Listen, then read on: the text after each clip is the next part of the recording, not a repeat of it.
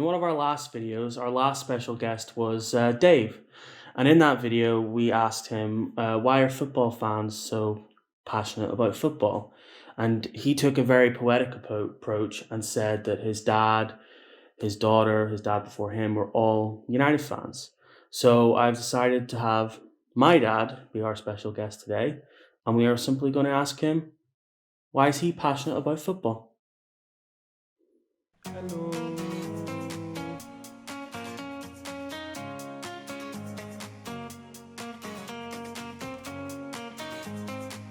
It's a simple game to play. It's something you learned at school.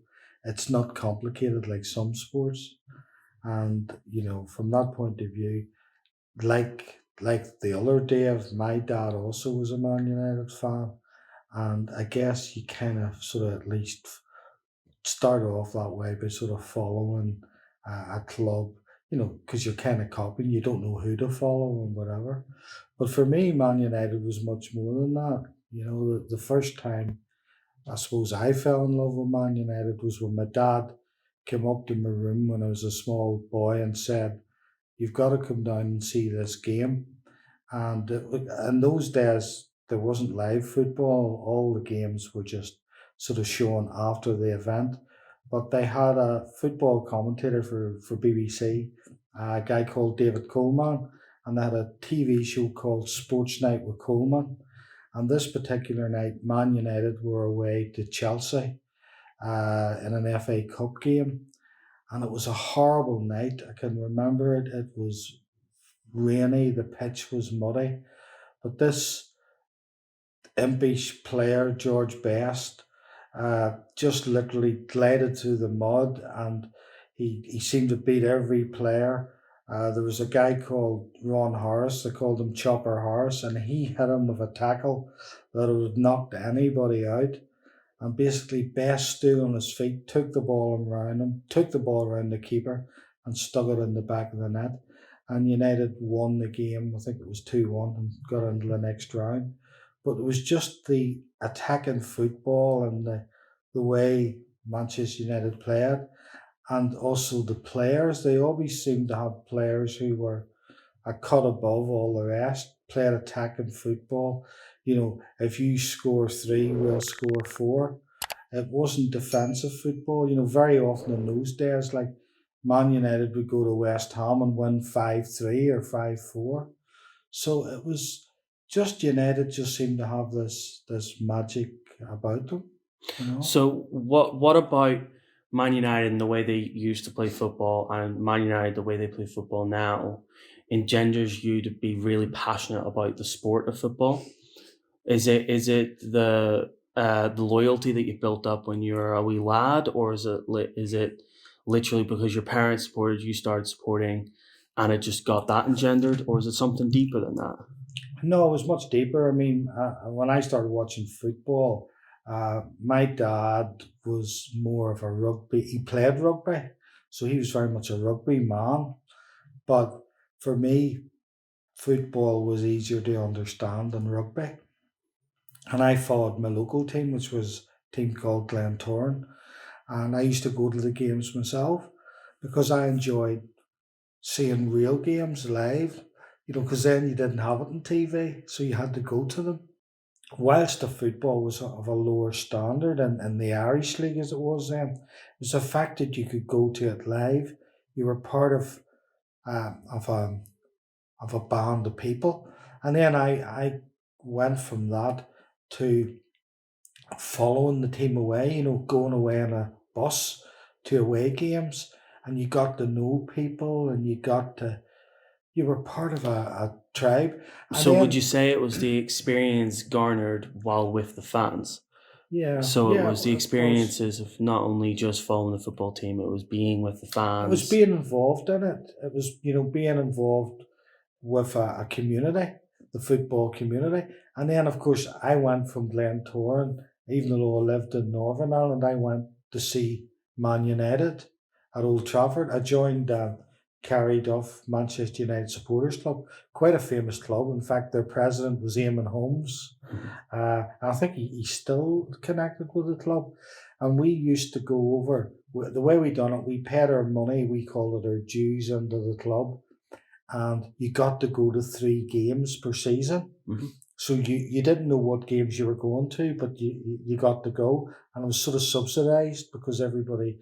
So we used to go over on the Liverpool boat on a Friday night, and it was an all-night type thing then. It was quite a long boat journey. You arrived the next morning early, and you went and had your breakfast, and then you went to Old Trafford, and then we stayed overnight, usually in Manchester, and then come back on the Sunday. So you made a whole day of it, you know. And it was great fun. But the first time I went to Old Trafford, I had a terrible experience. I ran into the great Brian Clough, Nottingham Forest team, and Nottingham Forest beat us that day 4-0 at Old Trafford. And it was just, you couldn't have even complained about it. They were just absolutely outstanding. And I remember many years after, I think it was like 5 years after, I went back again, and it was again Nottingham Forest. And this time we beat them 2-1. But Brian Clough was so popular that when he came out, it was near Christmas time, it was about the week before Christmas. When he came out of Old Trafford, he walked round, he ran onto the pitch with his usual green jersey, and he applauded the Stratford end, and the Stratford end sang to him, Merry Christmas, Merry Christmas, Merry Christmas, Brian Clough. And Clough applauded them and bowed to them. And it was just, it just shows you that the football community, even at Old Trafford, appreciated it was, you know, it wasn't just partisan. It was, they appreciated the brilliance of the great Brian Clough, and then it was Derby County he was managing, and then it was Nottingham Forest. But I seen him when he was Nottingham Forest at Old Trafford, you know. See, my first experience of Old Trafford was very much a better one because it was the derby. Yeah. It was Man United versus Man City. Yes. And I remember it very well because we won 4-2 and Gary Neville got sent off for headbutting someone. Yeah. Just the standard for Gary Neville at that time, really. For me, I will say that when we had a season ticket, we had a season ticket for what, 4 or 5 years? For 5 years, yes. I was loving football. I was watching every game. I loved the Champions League games. Yes. Any Europe game, I loved going to them because even though it was an awkward day, Tuesday night, Wednesday night, there was something really spectacular about the atmosphere, about the song, about what the actual thing meant. Yeah. I think even the away fans made more atmosphere, didn't they? Definitely, because there was more of them. There was more of them, and they sang, and there was just a different, there was almost, with the floodlights and all, there was just a better atmosphere.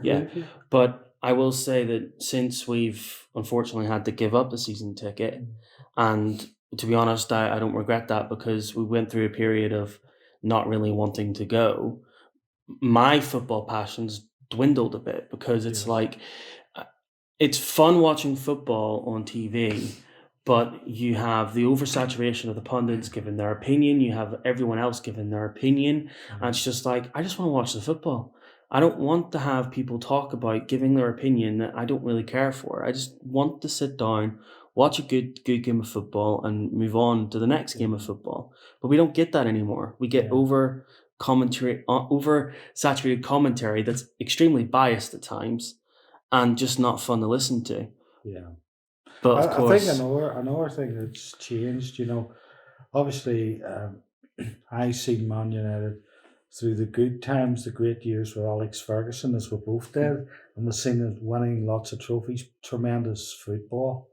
But also, I also have, probably because of my age, you know, I've seen the team from Matt Busby, you know, right up to Frank O'Farrell, to Dave Sexton, to Tommy Docherty. And we went through a stage where I remember we got relegated. Dennis Losk backheeled the goal when he played for Man City and put us into the second division. But the thing about it was, the next year, when Docherty, you know, when we were in the second division, we broke every crowd record in the second division, and we played great football. He built up a team again, made up of kids, young kids, to win things. And that's what Man United's about. It's a combination of young kids, and it's a combination of uh, buying good players as well. And they've always had that. But I think football's become very, very commercial now, and we've lost a lot of the.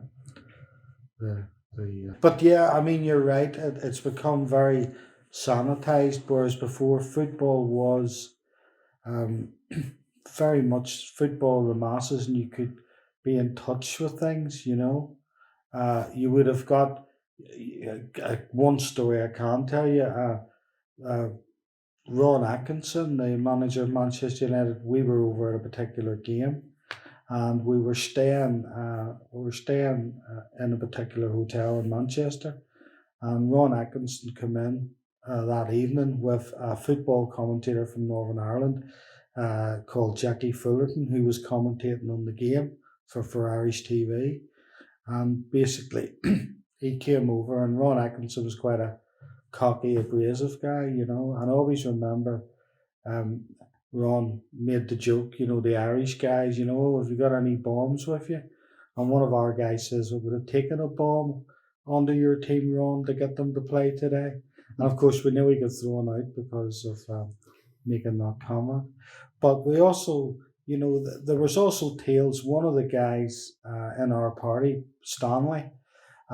Stanley, one day, we was over in a match, and he ran into George Best, and he ended up getting drunk with George Best. But you wouldn't get that level of access to the players, then that you did, where you could have actually, there would have been security, there would have been, it was very, very much a different world, and the fans felt more engaged with the players. They almost felt they were part of it. Now I think with the money and the Sky TV and all the rest of it, it's much more, and maybe it's society too. It's more dangerous maybe for players because of the way things are. But it's very much different, and I do think, whilst the football is of a very, very high standard, the standard of goalkeeping, the standard of defending is so much better. Whether or not the enjoyment is as good, Well, difficult to say. that leads into my one of the questions that we also asked Dave in the last video, which was basically, is football as the sport? I'm not really going on about the broadcasting side of things, because I think the broadcasting and the way we assimilate football now is kind of being destroyed because they're over dramatizing every single minute, rather than just allowing us to enjoy the game that we want to watch, rather than just forcing us to wait till 10:30 every night to actually watch the game we want to watch because of BBC. Whereas, of course, if you're in America, you can watch that game live, which you can't do in the UK, which is just ridiculous. Absolutely. So the question that was asked was, is football better now, or was it better then? It's always a very difficult question. It's always subjective. The football is probably better because when you see some of the older games, the standard is an awful lot lower. It's slower. The players now are athletes now. There's no doubt about it. But the question I would pose is this: Is there the same sparkle or excitement in it? And I think the answer to that is depends on how good your players are, because I think it depends who you go against. yeah, it does. If United are against Liverpool, the spark's there. Yeah, No matter how much I am disenfranchised or have my own opinions of football, I will always watch that game. Same for Man City, Man United. I will always watch that game. Man United, Arsenal, always, because they're exciting games. Man United Leeds, let me tell you, will be well watching, because that goes, and Leeds. I mean, I watched the game the other day, Liverpool and Leeds, and my goodness, that ended 4-3. So the Leeds are a big team, and whether people They also love have a very them or good hate coach. them, they are a big team. I hate them. And everybody like them. hates Leeds. Let's face it. If you're a United fan, you don't like Leeds, and that'll always be the case. But you're going to watch them because they've got that spark about them too, you know. So to me, football is still, I still enjoy watching Man United and always will. I will always watch any United game that's on if I can get access to it. For me, I just can't justify the cost. No. I can't justify having to pay for Sky and BT. It's just so expensive. Yeah, I think you're right. I think you make a very valid point. The TV side of things has also made it difficult for fans. The big frustration I have is you got to work out what channel the game's on, if it's on at all. But if we take a pause a second, the minute you're living in Ireland you've paid for Now TV. Yes. For whatever reason, Now TV comes with BT Sport. Yeah, well, I'm sorry, are you joking? Because if we go back to England, if I get Now TV, I have to buy BT Sport separate. One of the most strange things is, as you know, Patrick, I've in my job travelled around the world at times, and when I go to certain countries, I can watch United free every week. United are always on. So if you go to parts of Africa that have big United supports, they on their normal TV they watch it free.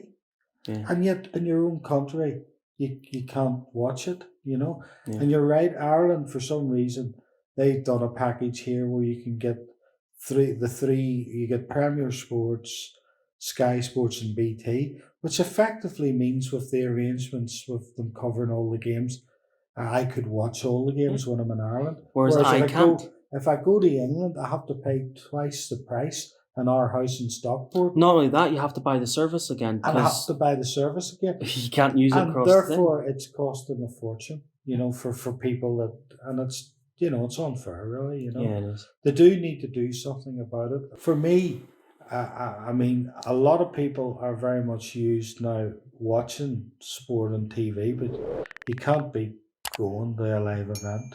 Yeah. You know, like, I mean, Patrick, you've even been to different sports. In Ireland, you've seen a hurling game. Well, I mean, when you go to a live hurling game in the stadium, it's something else, isn't it? You know, I think that's the same for any sport. For any sport. So any sports like that. I mean, there's a couple of sports I have missed, but I would say that you would get that feeling in most sports. Yeah. I think football is a lot different because of the mentality of the fans. There's more of an emotion behind football fans than there is in other sport, but that's near here or there. Yeah. So anyway, thanks for watching. This has been a talk with my dad about why we're passionate about football, why I've been disenfranchised by it. If you'd like to leave a comment below what your feelings are about football, that'd be great. Give us a like, please subscribe.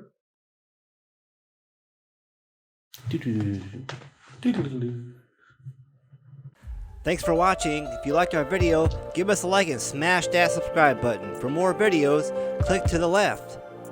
Bye.